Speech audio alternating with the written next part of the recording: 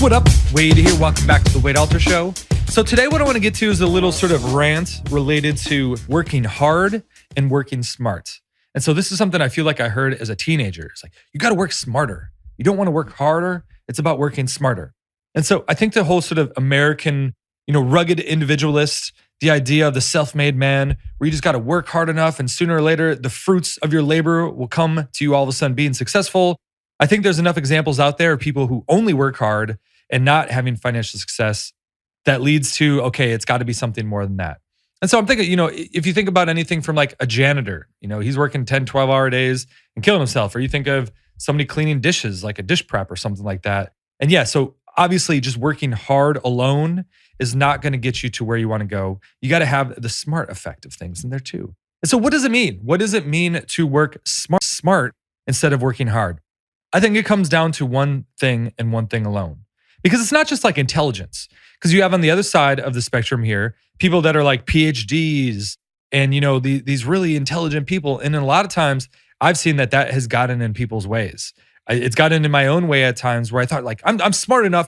I should be more successful. Why am I not more successful? It's because smart intelligence alone is also not something that leads to success. There's a lot of like incredibly intelligent people that don't know how to market effectively. They don't know how to sell effectively. They don't take any risks, don't have any failure, and therefore don't learn fast enough. So of course, like smart alone, if it's intelligence, that's not enough. But what do I think really working smart comes down to?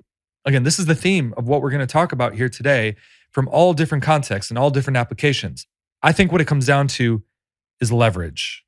And so leverage, like I said, there's multiple definitions. You have leverage from the point of a negotiation, where if you have more leverage, let's say you're willing to walk away from a job so you can negotiate a higher pay, you're working the same amount, but you're getting paid more. And you've seen this probably in the corporate world where two people are doing the same thing and one, for whatever reason, they had more leverage and that led to them making a higher salary or something like that, And so in any sort of deal, any sort of negotiation, there's leverage that way.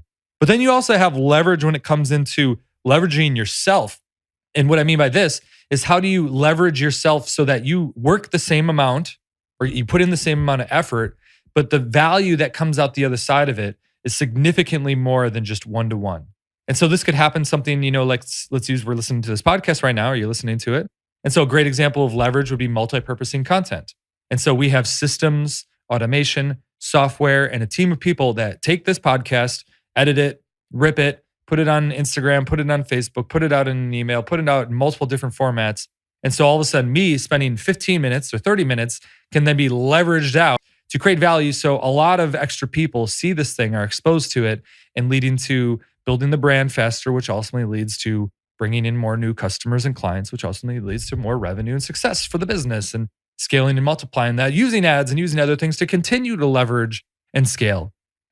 And so I don't know if you've noticed, but there's a word that I've said a few times now. And I think this is, ultimately when you go to the next level, it's amazing how this applies to just any sort of social dynamic aspect of things, and financial freedom is just another one of those examples of what do people put as your worth in a monetary context, and it comes down to value. It always comes back down to value. And so then when you're thinking, how do I create more leverage? Going back to how do I work smarter, it comes down to how do I create more value? How do I become more valuable in the marketplace?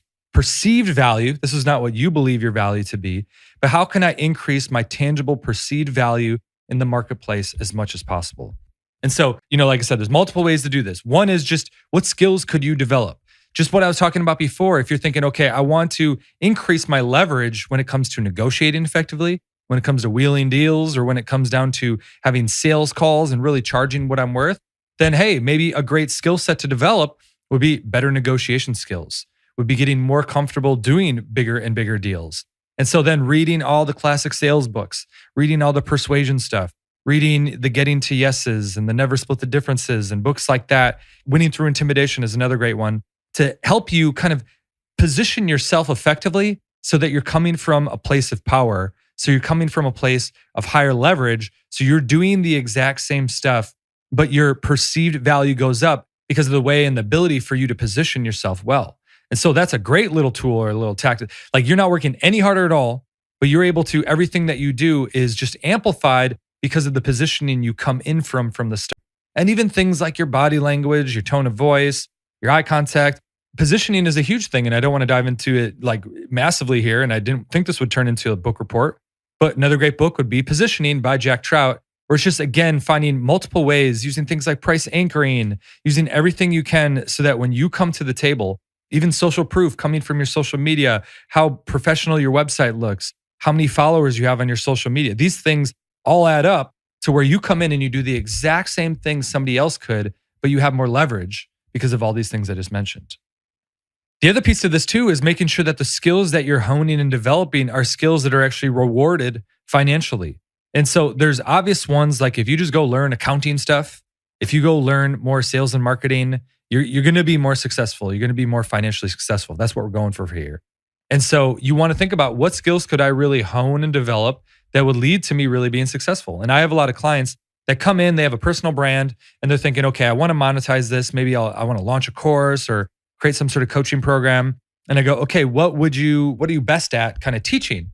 And maybe let's say that it's something like photography or something like that. I'm like, okay, that's great. But what is the perceived status in the marketplace, something like this? And I filter kind of through that 10K test. I don't know if you remember that old podcast that I did. What it really comes down to is, does it lead to survival or replication? Does this help them, get laid or meet someone of the opposite sex? Or does it help them survive and make more money and things like that? And if it doesn't, you probably got to, niche down a bit more and get them closer to that. And so let's say photography, again, we'll use that example. If you don't niche down any further, then all of a sudden, your perceived value, you're just like another photographer out there, and maybe you can go do some wedding photos. You're not really going to get paid very well for what you do. But if all of a sudden you transition that and you start learning social media and you learn social media advertising, and let's say all of a sudden you're able to do Facebook ads and stuff like that, you're able to scale their Instagram account way faster, then all of a sudden you're like a totally different person because you're able to help them with their marketing and you're using beautiful photos or something like that to get them a much more valuable result, which is better marketing, a better brand awareness, leading to ultimately more sales.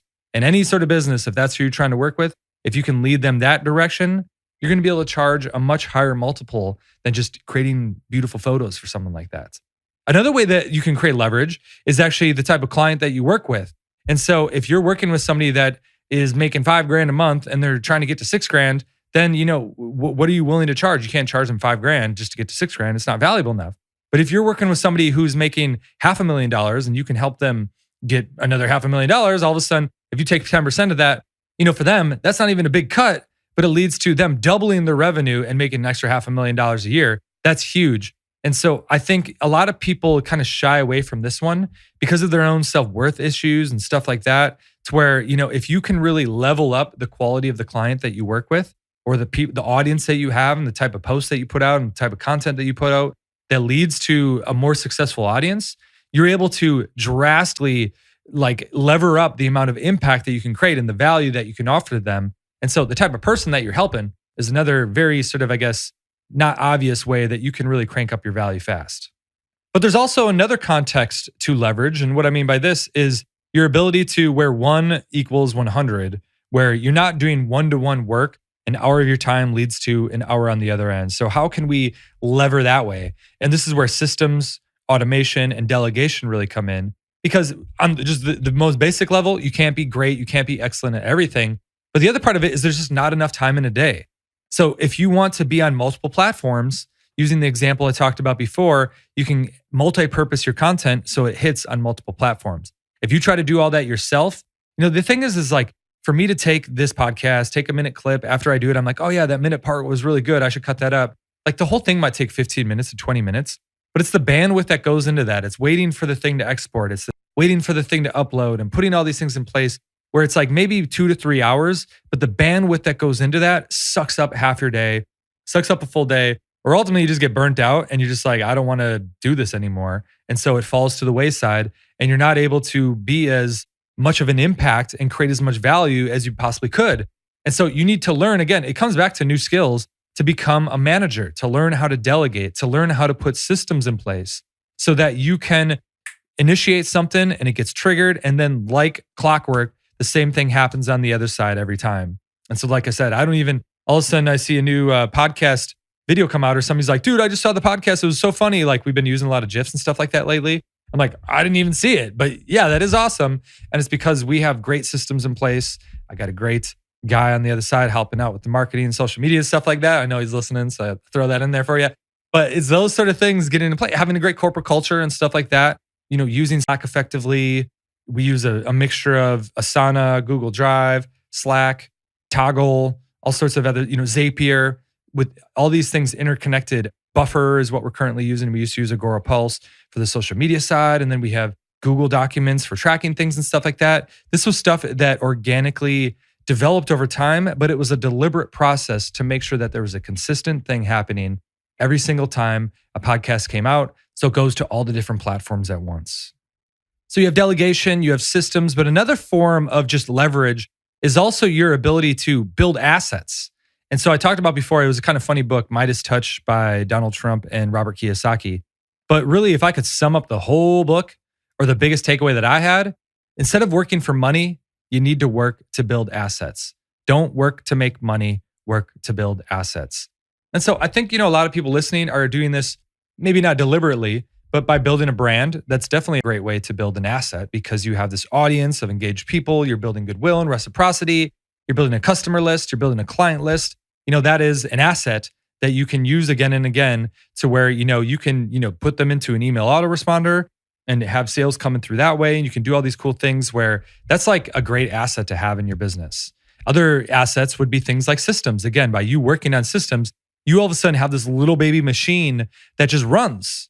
And it runs. And the best part is revenue comes in when that thing is running and you don't need to work. And the revenue keeps coming in.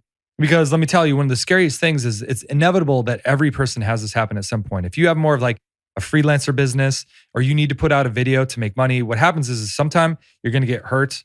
Something's going to happen or you're just burnt out. And if you have these assets in place that continually bring more revenue in while you're kind of just dealing with your burnout or you're going off on vacation for a bit to refresh, or things like that. Or the bigger thing is you get to focus on longer and longer term projects, which are like the true assets. And so people are like, oh, I want to write a book or something like that, but it's going to take 6 months. Who has time for that?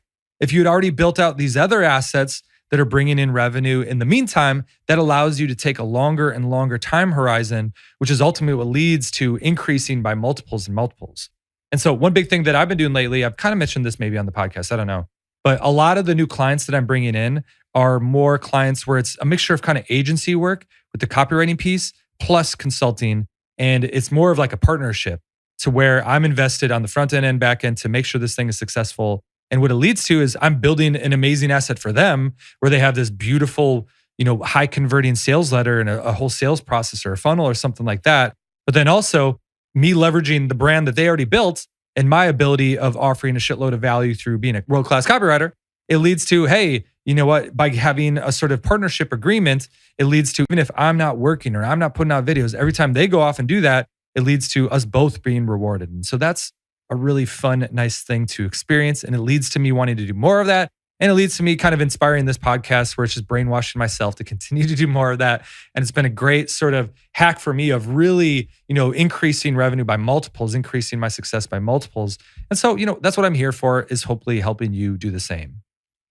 And so that leads to a really good question. What are some of the best assets that you can start building today? What are assets that you can really build right now? And also, what are the highest leverage ones? What are the ones that have the highest perceived value?